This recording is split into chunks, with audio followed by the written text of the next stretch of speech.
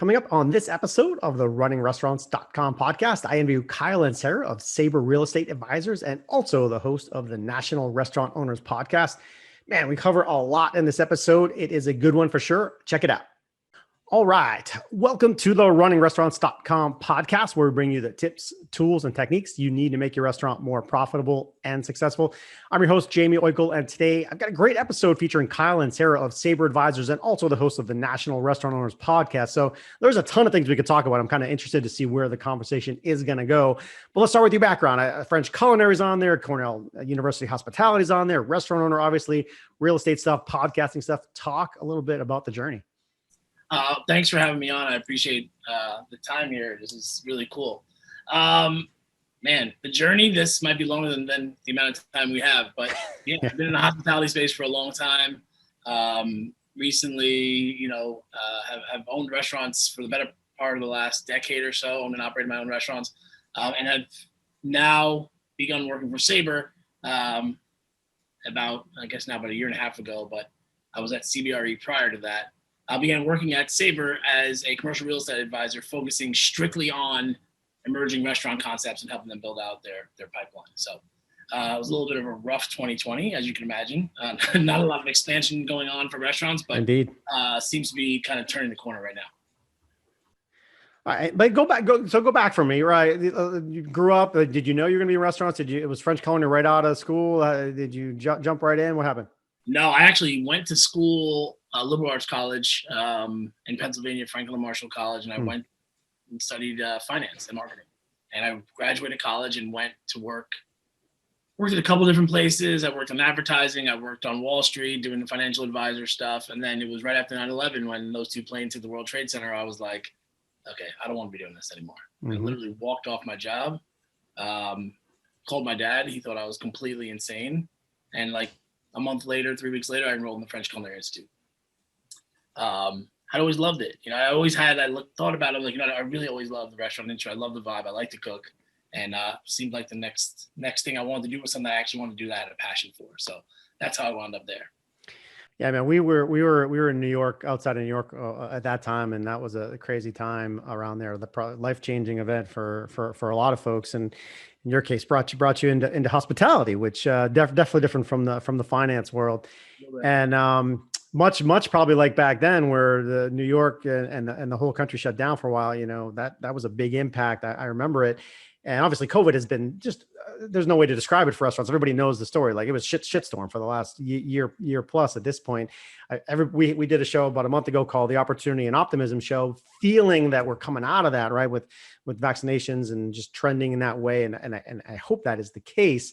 And obviously, I think just even before we hit the record button, you talked about kind of a backlog of what you're doing. Like things are starting to move, and you say you're working with emerging brands. What's a typical situation for you? What are restaurants looking to do right now? It's been interesting to watch it kind of develop over time. But really, what's happening now is kind of what we thought was going to happen. Is people are going to realize that there's an opportunity. We spent so much time. I spent so much time trying to talk to people during this time, and it was tough. Like I was living with, I was working 3 nights a week at my restaurant. I was coming to work during the day, talking to restaurant operators across the country, telling them, look, I'm doing exactly what you're doing, but I'm telling you, this is going to turn around. There's going to be some opportunity here. The restaurant industry, let's face it, there's a lot of people in this industry who probably should not have been in the industry. And they, I'd like to put a silver lining on that and say, you know what, this is going to be the best thing that ever happened to you. You're going to be able to get out from under your leash. You're going to be able to do whatever you have to do to walk away and do like what I was saying is find something that you actually really want to do.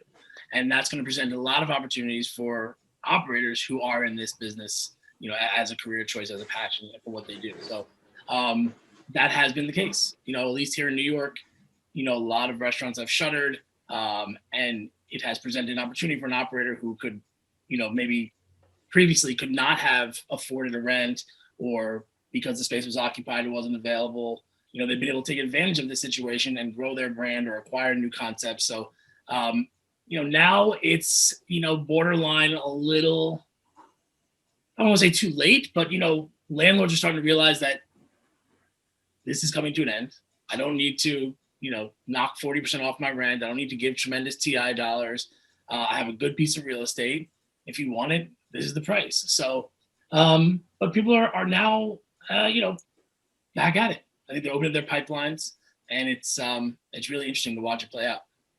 Yeah, we talked from day one. I always remember March, right before St. Patrick's Day last year was the day that to me it sits in my mind, because the panic was, oh, if people do the regular St. Patrick's Day, it's going to be super spread and so forth. So I always think about that. And so, we did calls for the next month after that, and everything was like, everyone's like, well, I'm not paying my lease. I want to get out of my lease. That's the most expensive thing for restaurants. I'm closing. And that happened. I just crazy stuff. So, and then, we did lease sessions talking about what folks can do and tips and so forth. And that was very interesting because, usually the space people are in the driver's seat, right? They're in control, but as people just vacated, and even now the openings are there, right? That have never been there before. And to your point, opportunity 100%. Maybe you get better deals. So it's interesting time. Your other point, which is 100% on, is that it got people out of the business that shouldn't have been there. Business is very hard. Profits are very hard. If you're doing well, you 10% and there's certainly no cash cushion. So it was a devastating thing. And so it's hopefully everybody that does it comes back stronger. So we learn those lessons. I think that part of it's great. Maybe I'll transition right into some of your podcast stuff, and we'll bounce back and forth with the real estate, because it's kind of, I'm just kind of interested in that you must have had just so many conversations in your interviews over the last stretch of people that are going through what you went through, what people you're talking to went through. What the heck, or what's the feeling now? What in your most recent stuff? What's the feeling most recently? I'd say, it's funny. I started listening to my own shows over and over again because for that exact reason, there was so much that we spoke about there. Each week, operators on, directors of real estate, chefs, and, creative people and people around the industry. And, the conversation was, basically like, look, we believe in our brand. We know that if we kind of make these adjustments, we're going to be fine when we come out of this. And, that's what you're seeing what's happening. I think the concepts that have been able to hold on, the operators that have been able to dig in and hold on, make the changes that they need to make to their business, cut back the staff and, focus on their delivery, optimize their digital platforms and go all in on their social media, stay top of mind, that kind of stuff.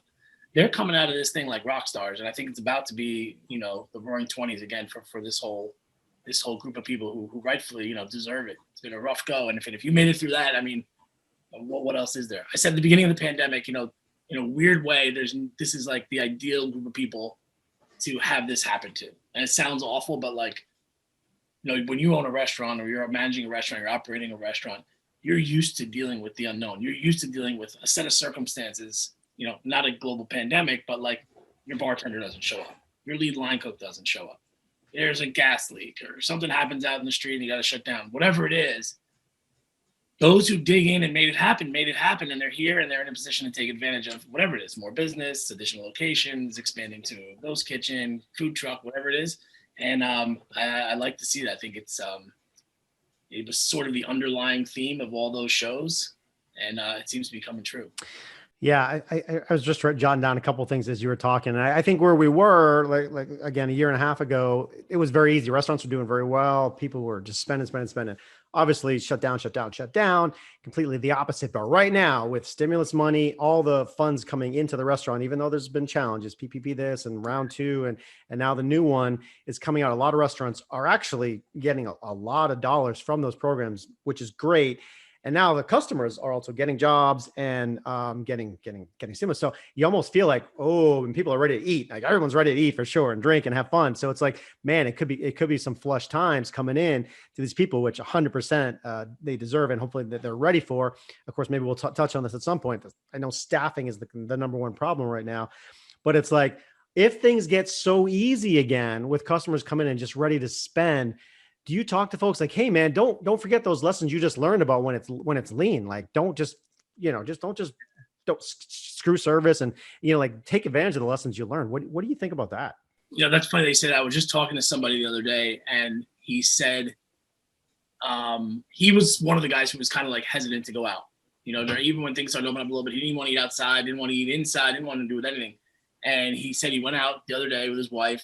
And he's like, I feel like this place, that we go to all the time, kind of local around here. He's like, I feel like they kind of lost something. I feel like they're kind of, operating in that mode where they're not used to having people in the restaurant anymore.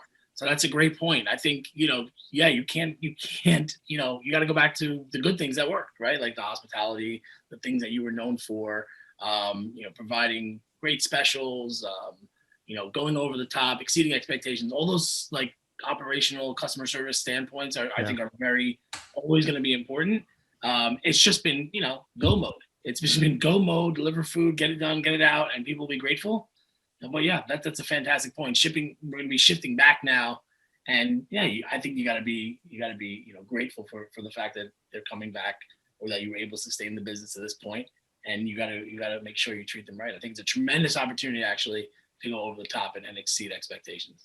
Yeah, because people are coming back. We happen to be a family that was very tentative going out and dipped our toes in slowly. And of course, we're in Florida, which didn't have many restrictions, but we've continued to be very on the conservative side of that aspect. And so a lot of digital orders in the beginning, and more so now, and starting to go out and so forth. But the digital lessons have been extremely important for folks that, we don't even need to do takeout. A lot of folks didn't do takeout before. Of course, find me a restaurant that doesn't do takeout now.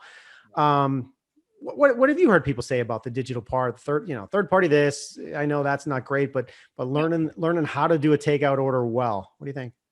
I think it's beyond critical. I think the only thing that stood in the way of people wanting to do that was ego. And it's my salmon has to be plated like this. The sauce can't go on the side. It's blah, blah, blah, blah, blah. Or the sauce can't go on the top. It's going to get, it's going to crack or whatever. Look, we were in a point where it was survival mode. And yeah, of course, some things, nobody wants to have, like fries are an issue being transported. Calamari or crispy things or certain seafoods are not great delivered. I get it. But you're going to need to optimize to a certain extent. Maybe you just have a delivery menu. That's, some of your favorites. Maybe you can't get the lobster roll, or you can't get certain things that can't be delivered. But I think as important, or almost as important as brick and mortar retail, is going to be digital real estate. Like, where do you show up on people's, little screen here is going to be very important, and how you deliver on that experience. Like the days of the tin containers with the plastic lids and the black Sharpie mark, which those days are over. You got to deliver on some sort of experience now. And I think that's a major, major takeaway from this whole thing.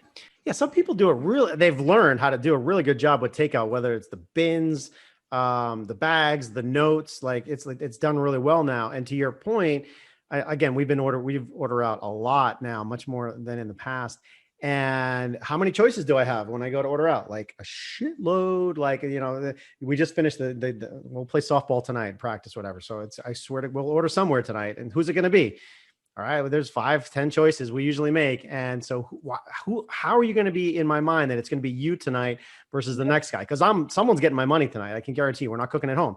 And there's millions of people like me running around. So yeah, getting that digital mindset, whether it's a text here, an email there, social media post, whatever. Like, man, you got to do that stuff well, and then have a good ordering face. And I can't believe so many, especially the local ones by me, they do such a shitty job with their digital ordering stuff still, and it's just very disappointing because want to give them more dollars, and they make it so hard. Like, why are you making it hard to give me your money? So you can talk about that aspect of it.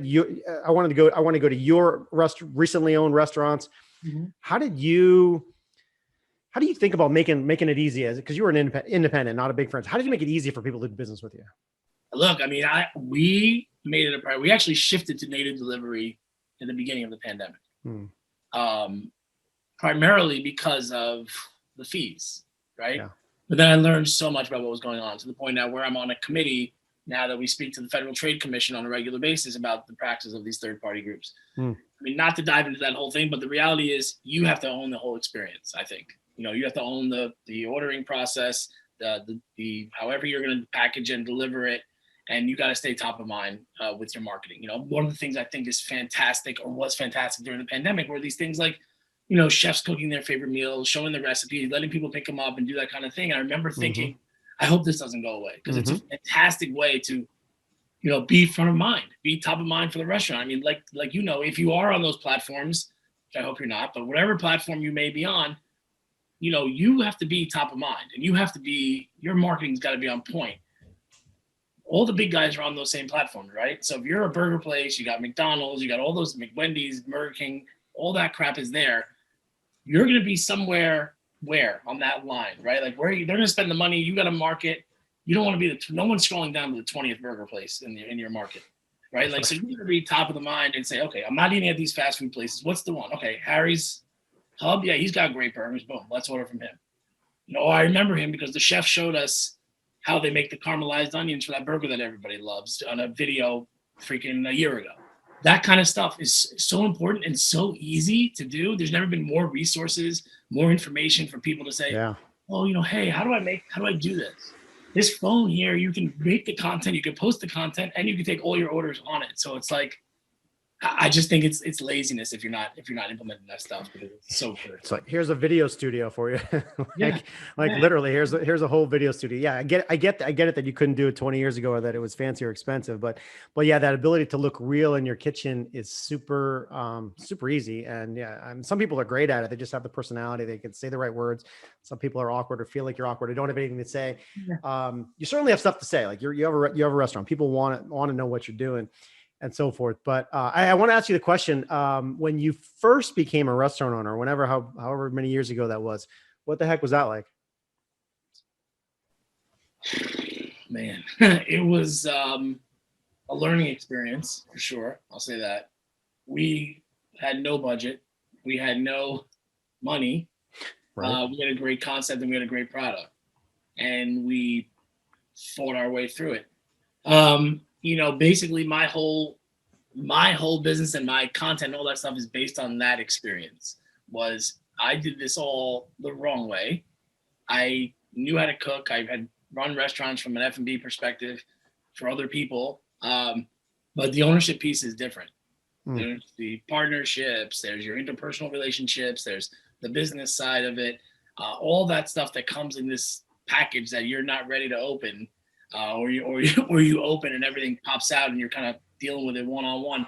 It's not easy. I mean, we were very fortunate to be busy right from the jump, where that kind of like covered a lot of our shortcomings.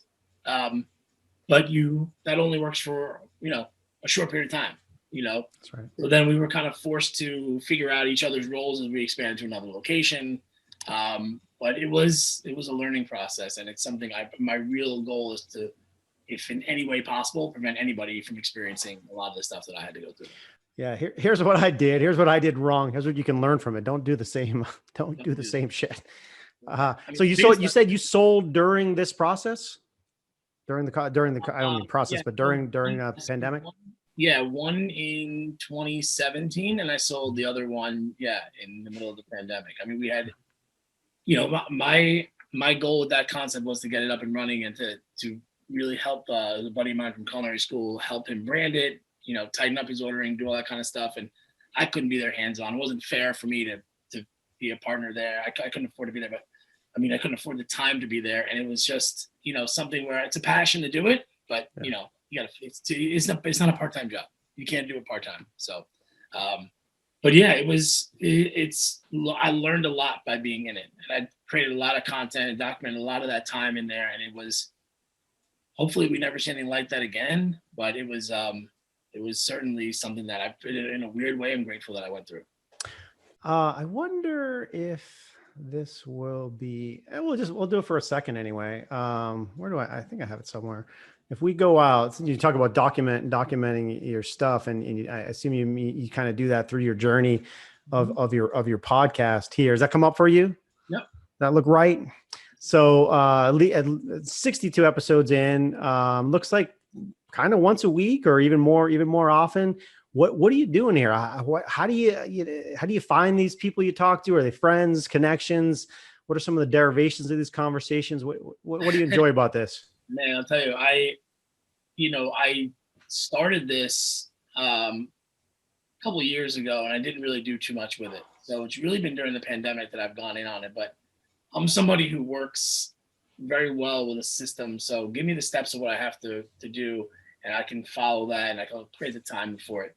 But I didn't do that for this. and I thought I could just kind of like slap these things up and, get guests going. But I laid it out the other day, and it was like 26 steps each episode, like from beginning to end. And it's been, reach outs, multiple reach outs, follow ups. And then, there's the recording of the show. There's the recording of the show, then there's the production and the post production and the marketing and the follow up. And, it's not easy, but my goal here is I really now shifted from a restaurant owner to being basically like a digital marketer for my real estate business. So I think that people want to get this information on the go. I think, for me, it's about being top of mind, and it's about, positioning myself with people like Lyle Richards, who's got a tremendous background from the STK group. Now he's doing his own thing. Bettina Stern with Chaya Tacos. These people have been through it. They're all owner operators. Matt Gelke from the Plant Cafe. He's one of the original people to bring plant-based foods sort of mainstream out in San Francisco. Otto Offman at Pincho bootstrapped his way up with like $60,000 to start his whole like a burger empire down there in Miami. And Stratus Morfogen is putting automats with dumplings in them all across the Northeast right now, all across the country. So it's really a blessing that I get to talk to all these people, because to get this type of perspective and talk to these type of operators, during this time was probably a rare time, because they're usually so busy, right? That's right. And it's been a great show, and the people have just been like, thank you so much for giving this industry, because like I said, my goal is to provide as much value as possible in terms of what I've been through, and then turns out a lot of these people learn the things the same way. So it's cool to have, I think, this library of people who can share their experience and who've been successful. Yeah, 100%. A couple questions. Yeah, I look from the outside looking in, doing similar with the recording stuff, and I noticed in this instance, right, a lot of your conversations are very similar, long format stuff, 45 minutes, 47, 53, 38. Talk about that decision to get deep and dive in with folks versus the 5-minute short takes. How do you think about it? It's interesting, because I have thought about doing that just sort of like as little rants, like little kind of on my own. But I am not a fan, with all due respect to everybody out there, and we were talking about this before we came on, is these structured interview questions. I want to know the person.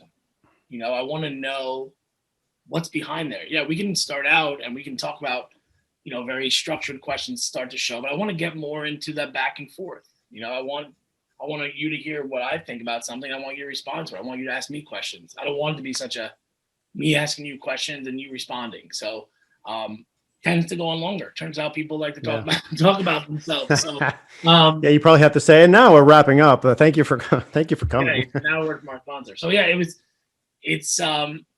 I'm grateful. It's as it's not easy to do a podcast, and not everybody really think you want to talk to somebody, and then sometimes they're not so comfortable, especially when you add the camera element. So I'll jump out, and it's interesting just to see that. But but it's funny you talk about the steps involved. I guess we'll talk podcast stuff for a second. And you don't think about it, but there's literally the recording and the piece and then the little logos and things, and you can get as fancy as you want. I don't go that fancy. We slap a logo.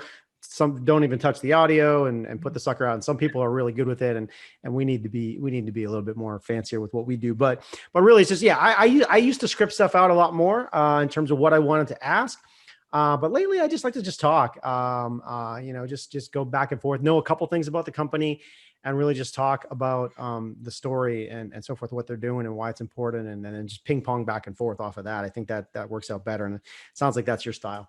Yeah. I don't do too much prep, and I have actually been thinking about maybe I'll do no prep other than what I do, because it's so much more interesting. It's not like I'm interviewing. It's not the Joe Rogan show, right? It's not like Kevin Hart's going to be on there. Everybody knows who he is. I think it's interesting, instead of me saying, so tell me about your show, or tell me about your restaurant, is really just kind of like, all right, who are you? What do you do? I know why I reached out to you, but other than that, I don't know so much about you. And it's interesting to get into your childhood, where you're from, what do you do on your day off, and that kind of stuff. I mean, it's I think it's more relatable. And I listen to podcasts if I'm going for a walk, or if I'm in the shower, or if I'm down, working and just kind of doing mindless kind of tasks. I want it to be entertaining. I want it to be something I can listen to. It could be something other than that, a shot. Like I feel like I have to write everything down while I'm listening to it, you know? Yeah, and let me get back to question 6 here momentarily. What do you like that would be awkward, right? If I did that right now. So, It's not, but it's very disingenuous. yeah, let's as we'll sort of head towards the wrap. But tell me about the business. Again, it's real estate, finding locations. I mean, is that a big part of it? Is it the negotiation stuff? Like, what is the biggest part that you help folks with? Yeah, in a lot of ways, it's exactly that. It's the traditional, at the core of it is we're going to find a space for you, and we're going to negotiate a lease, and we're going to, get you in there at the best price possible. But what we do that's a little bit different, and I'm fortunate to be part of a team that is more forward thinking when it comes to commercial real estate, and we actually will take, not to get too much into how we make the sausage here, but like you have your flagship store. We have the ability using mobile data, cell phone data to track guests who've come, how many guests, not how many, but guests coming in and out of your shop, right? Where they live, where their phone sits 8 hours at night, and presumably where they are 8 hours during the day is where they work. That was the traditional setup. But essentially, you're going to see a bunch of dots going in and out of this location. And that help creates a data set of your demographics and your psychographics of the type of people who come to your store. That's not perfect, but it's fairly accurate.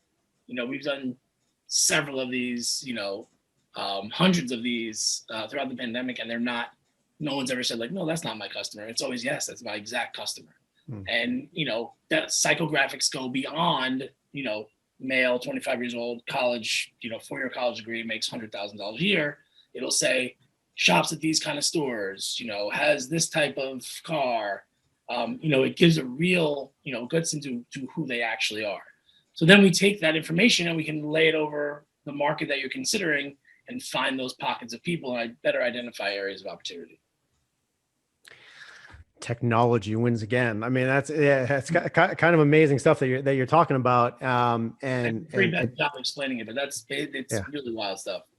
Yeah, and so what are some of the questions a restaurant person asks you? Like, because they all say, "Hey, I want to be there because it looks good. I think a lot of people drive by it," and you can be like, "Whoa!" Like, what? Give me like 2-3 questions you go through to kind of point them in the right direction. Yeah, I mean, the number one thing is how much are you looking to spend? What do you pay for rent now? Because a lot of people will think, well, I'm in this space, but if I go to that space over there, I can do so much more. All right, well, maybe. I don't know even well enough. I think it's, one of those things is helping them manage that expectation. Let's work with what you do now in finding a space. Maybe we're talking 5% more than what you pay. Maybe it's a market-driven rent. Maybe it's a better co-tenancy, whatever the case is. But let's have an understanding of why you want that space from a rent perspective based on what you think you could do. A lot of folks are concerned with accessibility. That's a big one. Like, can we get there? So is it better to be on this side of the street or the other? If you're a coffee shop, is that the way towards downtown or is it the way coming back? People want to stop there on their way to work, not so much on their way coming home. So there are a lot of factors to consider, and every concept's different, but co-tenancy is a big one. Who else is going to be in the shopping center? Sure. Who are my neighbors? Can I complement their business? Do they complement mine? And I think it's ultimately, I think that's, frankly, where my background comes in handy is, operationally, like, hey, where's the grease trap? How do we take garbage out of the shopping center? It looks kind of convoluted. We got to take it out the front door. We don't have any interest in that. We'd like to, where do deliveries come in? How much AC do you have on the roof? When's the last time the hood was repaired? Things like that. And so I really, truly enjoy finding out about each business and what they're all, at the core, what they're all about, and then helping them find like that great space and then maybe level up their store or step into something right now that maybe was abandoned, that's in great shape. But I like that everybody's different. We got 18 deals going on right now. None of them are the same. Yeah.